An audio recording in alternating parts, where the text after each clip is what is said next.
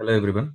Last class में हम लोगों ने देखा था कि एनर्जी और पावर सिग्नल कैसे पहचाना जाता है। तो उसमें हमने मैक्सिमम क्वेश्चंस जो देखे थे वो एनर्जी के थे। तो अभी जो हम लोग देखने जा रहे हैं दैट विल बी लाइक, मतलब पहले एक एक क्वेश्चन और टिपिकल एनर्जी का करूंगा और उसके बाद फिर हम लोग पावर सिग्नल के लिए जाएंगे। ठीक है ना। तो यहाँ पे एक सिग्नल दिया है, एक रैम्प टाइप का सिग्नल है जो 0 से लेके 2 तक वेरी कर रहा है, मतलब 0 से लेके 2 के बीच में है टाइम। और उसका मैग्नीट्यूड 0 से लेके 4 की तरफ जा रहा है। ठीक है ना। तो आपको मैंने बताया था कोई भी स्ट्रेट लाइन अगर ऐसा आता है तो उसको हम लोग स्ट्रेट लाइन इक्वेशन से पहले रिप्रेजेंट करेंगे, मतलब एक्स ऑफ टी को पहले हमको ग्राफिकल से मैथमेटिकल फॉर्म में कन्वर्ट करना है। तो उसके लिए हम लोग स्ट्रेट लाइन का इक्वेशन यूज करेंगे। और स्ट्रेट लाइन का इक्वेशन होता है y equal to m x plus c. ठीक है ना। यहाँ पे एक्स एक्सिस में टाइम है, वाई एक्सिस में हमारा एक्स ऑफ टी है, तो रिप्लेस करो वाई को एक्स ऑफ टी से और एक्स को टी के साथ। तो इसलिए हमारा इक्वेशन क्या बन गया, x of t equal to m into t plus c. अब यहाँ पे मैंने आपको बताया था सी का मतलब होता है वाई इंटरसेप्ट, मतलब ये लाइन वाई एक्सिस को कहाँ पे कट कर रहा है। तो ये लाइन अगर आप वाई एक्सिस को देखोगे, ये पीछे आया जब मैं इसको वाई एक्सिस की तरफ लेके जा रहा हूँ तो ये के वाई को कहाँ पे कट कर रहा है, जहाँ पे वाई का वैल्यू जीरो है। इसलिए ऑटोमेटिकली सी का वैल्यू जीरो हो गया, तो इसको तो भूल जाओ, इसकी कोई जरूरत नहीं अभी हमें। सो मेरा जो इक्वेशन बन गया that is simple, y equal to m t, sorry x of t equal to m t. ठीक है ना। अब यहाँ पे हमें क्या निकालना है, दूसरा जो वैल्यू हमें निकालना रहता है वो होता है स्लोप। तो स्लोप का मैंने आपको फॉर्मूला ऑलरेडी बताया, that is slope is nothing but delta y by delta x, या फिर y two minus y one divided by x two minus x one, मतलब change in y divided by change in x. ठीक है। तो पहले हम लोग यहाँ पे दो पॉइंट्स बना देंगे, एक तो पहला वाला पॉइंट और एक दूसरा वाला पॉइंट। ठीक है ना। तो पहले पॉइंट का जो वैल्यू है वो जीरो जीरो है, तो उसको मैंने एक्स वन वाई वन ले लिया। और दूसरा जो पॉइंट है वो हमारा यहाँ पे है, तो उसको हमने ले लिया 2 और 4। तो इसको मैं बोलूंगा x2 y2 और इसको कहा जाएगा x1 y1। अब आप वैल्यू सब्स्टिट्यूट कर दो। तो वैल्यू क्या है, y two minus y one divided by x two minus x one. तो वाई टू कितना है 4, वाई वन कितना है 0, तो 4 - 0 divided by x two. X two कितना है हमारा 2 और एक्स वन कितना है हमारा 0, तो 2 - 0। ठीक है। तो इसका मतलब कितना बच गया, 4/2। 4/2 इज 2, तो इसलिए हमारा स्लोप 2 निकल गया। तो इसको उठा के आप पहले इक्वेशन में, मतलब हमारे स्ट्रेट लाइन के इक्वेशन में डाल दो। तो x of t equal to m t हमारा आंसर बचा था। तो x of t equal to m, m का वैल्यू हमारा 2 आ गया, टी प्लस 0, तो उसको छोड़ दिया तो x of t equal to 2 t हो गया। मतलब इस स्ट्रेट लाइन का इक्वेशन क्या है हमारे पास, 2 टी है। ठीक है। और रेंज कहाँ से कहाँ तक है, 0 से लेके 2 तक वेरी कर रहा है। तो एनर्जी का जो फॉर्मूला है हमारे पास वो क्या है, e equal to minus infinity to plus infinity x square t modulus d t. अब हमें क्या करना है, यहाँ पे वैल्यू सब्स्टिट्यूट करना है। ठीक है ना। तो अच्छा, अब आपको पता है माइनस इन्फिनिटी से लेके जीरो तक कोई वैल्यू नहीं है, 2 से लेके आगे भी कोई वैल्यू नहीं है, मतलब ये इंटीग्रेशन को मैं 3 भाग में डिवाइड करूंगा। Minus infinity to zero, 0 to 2 और फिर 2 से लेके इन्फिनिटी तक। ठीक है ना। तो माइनस इन्फिनिटी टू जीरो मेरा वैल्यू कुछ नहीं है, यहाँ पे जीरो है इसलिए जीरो ले लिया। 2 से लेके इन्फिनिटी तक भी कोई वैल्यू नहीं, इसलिए यहाँ पे भी हमने जीरो ले लिया। जो वैल्यू अवेलेबल है वो हमारा अवेलेबल है फ्रॉम 0 to 2। तो 0 to 2 के बीच में जो वैल्यू अवेलेबल था वो हमारा इक्वेशन था 2 टी। तो इसलिए 0 to 2 के बीच में 2 टी लिया, फिर उसका स्क्वायर करना है, एक्स स्क्वायर है तो इसलिए हमने उसका होल स्क्वायर कर दिया। ठीक है ना। यहाँ तक सिंपल सब्सटीट्यूशन किया। अब हमें सिंपल सा इंटीग्रेशन करना है, वैल्यू सब्सटीट्यूट करना है, हमारा एनर्जी निकल जाएगा। अच्छा, तो अब आपको पता है कि 2 टी का होल स्क्वायर कितना हो जाएगा आपका, 4 टी स्क्वायर हो जाएगा। ठीक है। ये दोनों जीरो हो चुके हैं, इसको छोड़ दो। तो 2 टी का स्क्वायर हो गया 4 टी स्क्वायर, इसमें से 4 आप बाहर निकाल लोगे। तो 4 क्योंकि कांस्टेंट है बाहर निकाल लिया, बचा अंदर टी स्क्वायर। टी स्क्वायर का इंटीग्रेशन होता है टी क्यूब अपॉन 3। ये हमको मालूम है। ये एक्स रेस टू एन का इंटीग्रेशन क्या होता है, x raise to n plus one divided by n plus one. ठीक है ना। तो एक्स तो t raise to 3 divided by 3। लेकिन रेंज कहाँ से कहाँ तक है, 0 से लेके 2 तक था, तो इसलिए 0 से लेके 2 तक। अब पहले अपर लिमिट सब्स्टिट्यूट करेंगे माइनस करके, फिर लोअर लिमिट सब्स्टिट्यूट करेंगे टी के बदले। तो अपर लिमिट कितना है, 2 है। तो जब मैं अपर लिमिट सब्स्टिट्यूट करूंगा तो 2 रेस टू 3 हो जाएगा divided by 3। Minus lower limit कितना है, 0 है, तो टी के बदले जब आप 0 सब्स्टिट्यूट करोगे तो 0 cube divided by 3। So this turns out to be 0, क्योंकि 0 cube is 0 and 0 divide by anything is 0। अब बचा गया 2 रेस टू 3 अपॉन 3। 2 रेस टू 3 का मतलब होता है 8/3। अब 8/3 को जब आप 4 से मल्टीप्लाई करोगे तो हमारा ओवरऑल आंसर हो जाएगा 32/3। तो आप इसको 32/3 यूनिट्स लिख सकते हो, या फिर 32/3 जूल्स लिख सकते हो। This is 32। ओके, इसको ये 2 है। Done, fine. तो ये हो गया हमारा एनर्जी, क्योंकि एनर्जी फाइनाइट आ रहा है तो ऑब्वियसली एनर्जी सिग्नल है, और क्योंकि नॉन पीरियोडिक सिग्नल है तो इसका एनर्जी ही निकलेगा। अब हमें क्या निकालना था, पावर निकालना था। तो पावर का मैंने एक शॉर्टकट बताया था आपको, p will be always equal to energy upon time, but time tends to infinity. ठीक है ना। तो अब हम यहाँ पे वैल्यू सब्स्टिट्यूट करेंगे, तो 1/टी, एनर्जी कितना है हमारा 32/3 हमने यहाँ पे कैलकुलेट किया था, वो यहाँ पे सब्स्टिट्यूट कर दिया। बट क्योंकि मेरा टी टेंड्स टू इन्फिनिटी जा रहा है, तो अगर मैं डिनोमिनेटर में इन्फिनिटी रखता हूँ तो मेरा आंसर ऑटोमेटिकली जीरो हो जाता है। तो पावर कितना आ गया यहाँ पे, जीरो आ गया। तो जिसका पावर जीरो है और एनर्जी फाइनाइट है उसको हम लोग एनर्जी सिग्नल बोलते हैं। Therefore the given signal is energy signal, और एनर्जी का वैल्यू हमने कैलकुलेट कर लिया। I hope that this is very very clear. ठीक है, सिंपल सा क्वेश्चन था। अब हम लोग आएंगे जहाँ पे मुझे पावर निकालना है। ठीक है ना। तो मैंने आपको कल बताया था, या फिर लास्ट क्लास में जब हमने डिस्कस किया था लास्ट सेशन में, तो हमने ये बताया था कि एनर्जी जो है वो नॉन पीरियोडिक सिग्नल का निकलता है, और जो पावर है वो हमारे पीरियोडिक सिग्नल का निकलता है। क्योंकि यहाँ पे आपको दिख रहा है कि ये सिग्नल अपने आप को रिपीट कर रहा है after a time period T, तो इसलिए हमने उसको पावर सिग्नल बोल दिया। ठीक है ना। तो सॉरी, इसलिए हमने उसको पीरियोडिक बोल दिया। तो क्योंकि ये पीरियोडिक सिग्नल है, अब हम इसका पावर निकालेंगे। तो हमें पता कि पावर का जो फॉर्मूला था that was very simple. P equal to limit as t tends to infinity 1/t integration from -t/2 to +t/2 x square t dt। ठीक है, डिपेंड करता है, मैं यहाँ से यहाँ तक ले रहा हूँ और उसके बाद ये सिग्नल रिपीट कर रहा है अपने आप को। ठीक है ना। अगर आप देखोगे तो ये सिग्नल अपने आप को रिपीट कर रहा है, या आप ऐसे भी ले सकते थे, जीरो से लेके टी भी ले सकते थे, उसके बाद ये अपने आप को रिपीट कर रहा है। ठीक है ना। आपकी मर्जी, आप कहाँ से भी ले सकते हो, लेकिन एक टाइम पीरियड लेना है।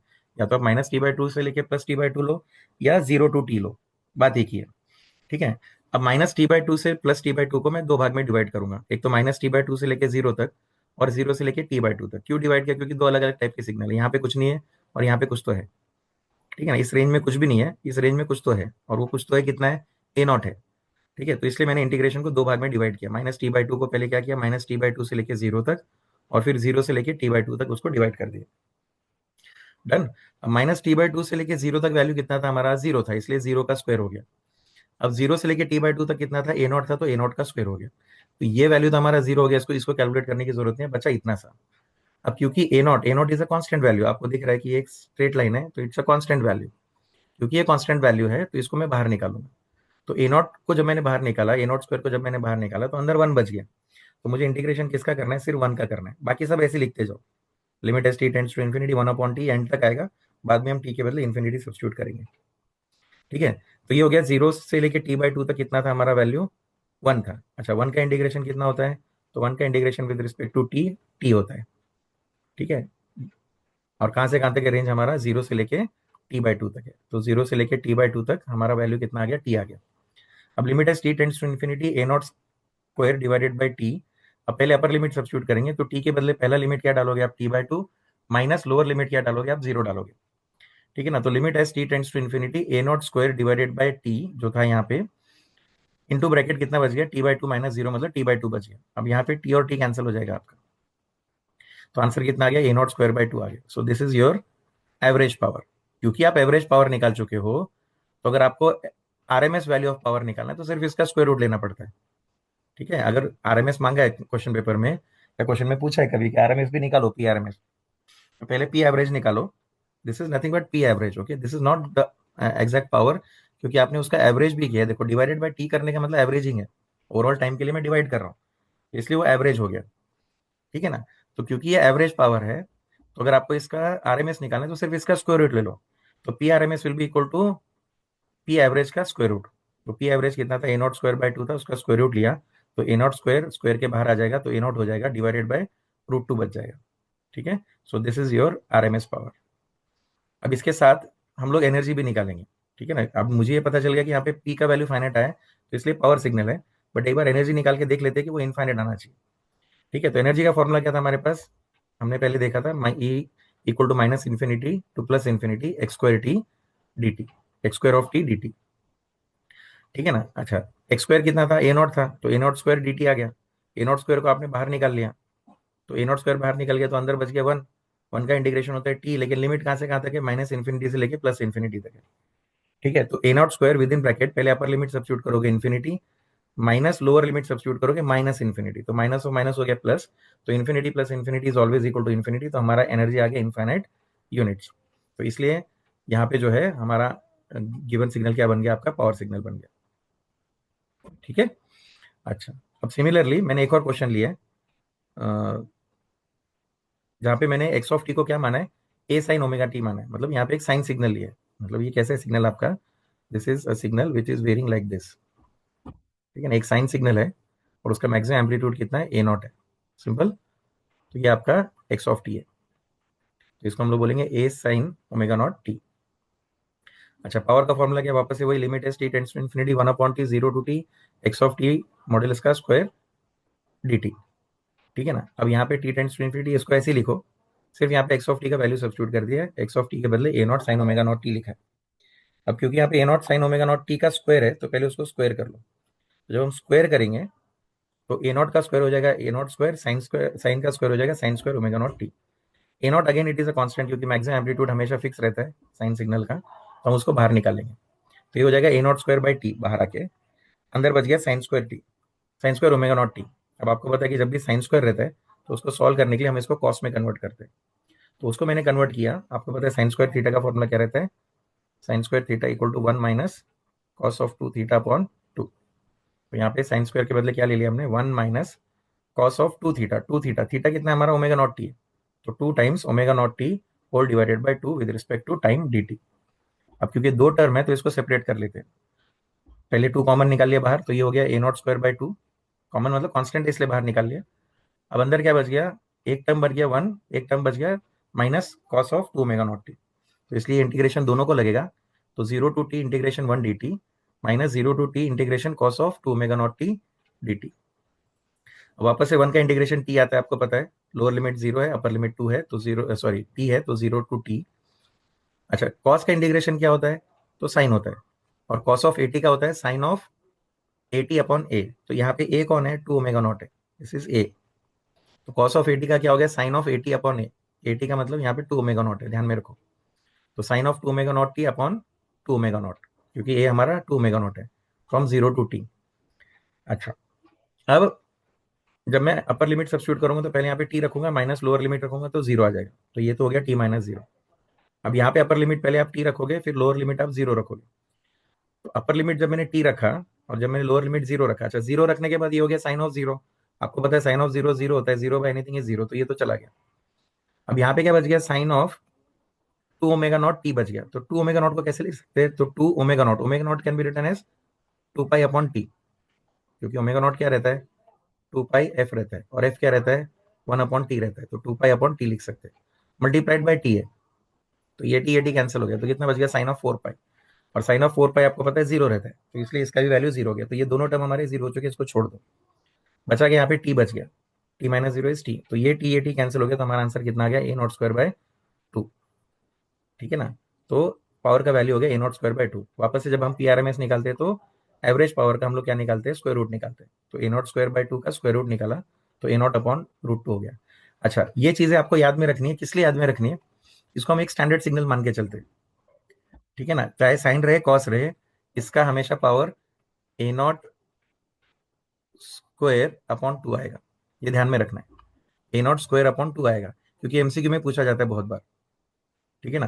तो ये वाला हो गया, या फिर ये वाला जो स्टैंडर्ड सिग्नल है आपका, ये रेक्टेंगुलर वेवफॉर्म टाइप, तो इसका हमेशा ध्यान में रखो कि ये रेक्टेंगुलर वेवफॉर्म अगर ओवर वन टाइम पीरियड है तो ए नॉट स्क्वायर बाय 2 ही आएगा। और यहाँ पे भी अगर साइन है या कॉस है, अगर उसने कॉस भी दिया तो भी सेम आंसर आएगा, कुछ फर्क नहीं पड़ने वाला है। ठीक है ना, तो उसका भी आंसर कितना आएगा हमारा, ए नॉट स्क्वायर अपॉन 2 आएगा। तो इसको याद रखो, क्योंकि एमसीक्यू में पूछा जाता है कभी कभी। अच्छा, ई इक्वल टू क्या हो गया, same, minus infinity to plus infinity x of t का स्क्वायर। अच्छा, एक्स ऑफ टी क्या था आपका, मैं यहाँ तक सॉल्व, मतलब देखो यहाँ तक वो पूरा सेम ही है, तो मैं डायरेक्टली यहाँ से वैल्यू ले रहा हूँ। ठीक है ना, मतलब हमारा इंटीग्रेशन सिर्फ टी आएगा, ये तो 0 हो चुका है, इसको इसको आप मत पकड़ो। ठीक है ना। अच्छा, minus infinity to plus infinity कितना हो गया, टी आ गया, minus infinity to plus infinity A not square by 2, मतलब ये एज इट इज मैं ले रहा हूँ, जो हमने यहाँ तक सॉल्व किया हुआ ऑलरेडी उसको एज इट इज ले रहा हूँ। ठीक है, सिर्फ यहाँ पे टी नहीं आएगा, आपको पता है क्यों नहीं आएगा, क्योंकि हम लोग यहाँ पे टाइम से डिवाइड नहीं कर रहे। तो ए नॉट स्क्वायर अपॉन 2 आएगा, टी आएगा, टी का वैल्यू जब आप इन्फिनिटी या फिर माइनस इन्फिनिटी लोअर लिमिट डालोगे तो infinity minus of minus infinity आ गया, again the answer is infinity. Therefore the given signal, क्योंकि इसका पावर फाइनाइट आया है और सॉरी हाँ पावर फाइनाइट आया और एनर्जी इनफाइनाइट आया, therefore the given signal is a power signal. अब मैं आपको एक और बता देता हूँ, एग्जाम में इसी क्वेश्चन को एक और तरीके से पूछा जा सकता है। फॉर एग्जाम्पल उसने दिया आपको a e raise to j omega t. ठीक है ना, x of t equal to, देखो सेम क्वेश्चन है, कुछ भी फर्क नहीं है। अब आपको पता है कि क्योंकि हम यहाँ पे मैग्नीट्यूड ले रहे हैं, और आपको पता है कि a e raise to j omega not t या ई रेस टू जे जो कुछ भी दे, यहाँ पे जे आ गया है, तो उसका मैग्नीट्यूड हमेशा ये रहता है, उसके पीछे वाला। तो यहाँ पे अगर e raise to j omega not t भी लिखा हुआ है, तो उसका मैग्नीट्यूड तो ए नॉट ही लेना है आपको। समझ में आ रहा है कि नहीं आ रहा है, तो उसका आंसर भी ए नॉट स्क्वायर बाय 2 ही आएगा। तो ये चीज ध्यान में रखो, हमें क्लियर विद दिस। ठीक है। तो वो आपको ध्यान रखना है कि अगर यहाँ पे मैग्नीट्यूड जो भी देगा सिर्फ यहाँ पे रखना है, इसको इसको भूल जाना है, क्योंकि इसका जो मॉड्यूलस या फिर मैग्नीट्यूड निकालोगे तो हमेशा ए नॉट स्क्वायर ही आएगा, और फिर उसको सॉल्व करो, आपका काम खत्म हो जाएगा। तो the same question can be modified in this way. और आपको पता है e raise to j omega not t में भी कहीं ना कहीं कॉस थीटा और साइन थीटा आता है, मतलब a not square upon 2 plus a not square upon 2 आएगा। ठीक है ना, तो उसका आंसर ए नॉट स्क्वायर आएगा। वो आप जब सॉल्व करोगे तो आपको समझ में आ जाएगा, आप उसको सॉल्व कीजिए, वो एक एज अ होमवर्क ले लीजिए या फिर असाइनमेंट ले लीजिए, अपने हिसाब से कीजिए, आपको समझ में आ जाएगा। ठीक है ना, सेम प्रोसेस है, कुछ भी चेंज नहीं है, सिर्फ आपको मैग्नीट्यूड लेना है, तो आपको समझ में आ जाएगा कि इसका मैग्नीट्यूड बहुत सिंपली हमारा ए नॉट स्क्वायर अपॉन 2 आ जाएगा। ठीक है, तो ये प्रॉब्लम सॉल्व कीजिए एनर्जी और पावर सिग्नल के। मिलते हैं हम लोग नेक्स्ट सेशन में।